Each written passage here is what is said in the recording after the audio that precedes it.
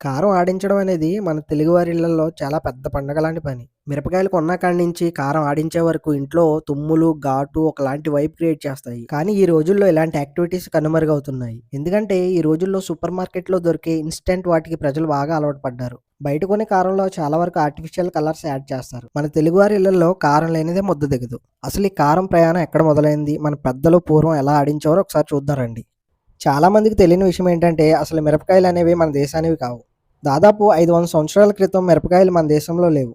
Mexico దేశం నుంచి మన భారతదేశానికి వచ్చాయి. 15వ శతాబ్దంలో పోర్చుగీస్ నావికుడు వాస్కోడిగామా ద్వారా మిరపకాయలు మన దేశానికి ముఖ్యంగా గోవాకు వచ్చాయి. ఆ తర్వాత మన దేశ వాతావరణానికి బాగా అలవాటు పడ్డాయి. ఇప్పుడు ప్రపంచంలోనే అత్యధికంగా మిరప పండించే దేశంలో మన భారతదేశం ఒకటి ఉంది. అందులోనూ మన ఆంధ్రాలో ఉన్న గుంటూరు మిర్చికి ప్రపంచవ్యాప్తంగా మంచి డిమాండ్ ఉంది. అప్పట్లో మన పెద్దలు కారం ఎలా ఆడించేవారో ఒకసారి చూద్దాం రండి. ద హ్యాండ్ పౌండింగ్ ఎరా రోకలి దంపుడు. అప్పట్లో ఆడవాళ్ళంతా కలిసి పెద్ద పెద్ద రాతిరాళ్ళలో వేసి రోకలతో కారం దంచేవారు. దంచేటప్పుడు ఆ సౌండ్ ఊరంతా వినిపించేది. వాకిట్లో మిరపకాయలను బాగా ఎండపెట్టడం, ఎండిన తర్వాత తొడిమిలు తీయడం ఒక గ్రూప్ యాక్టివిటీలా సాగేది. ఇరుగు పొరుగు వారు కలిసి కూర్చుని కబుర్లు చెప్పుకుంటూ చేసేవారు.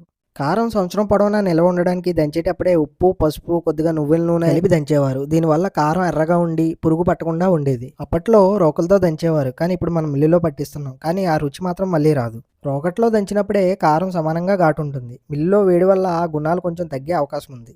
అప్పట్లో కారం రంగు, రుచి రావడానికి 2 రకాల మిరపకాయలను వాడేవారు. 500 సంవత్సరాల కిందట మనకు మిరపకాయే తెలీదు. కానీ ఇప్పుడు కారం లేనిదే మన తెలుగింటి ముద్ద దిగదు. ఆ రోజుల్లో రోకలతో దంచిన రుచి ఈ రోజుల్లో మిల్లులో దొరకదు. ఏదేమైనా రుచి విషయం పక్కన పెడితే ఈ రోజుల్లో హెల్తీగా ఉండాలంటే మాక్సిమం ఇంట్లో తయారు చేసుకోవడానికే ట్రై చేయండి. నా కంటెంట్ అండ్ ఇన్ఫర్మేషన్ మీకు నచ్చితే కొంచెం నన్ను సపోర్ట్ చేయండి.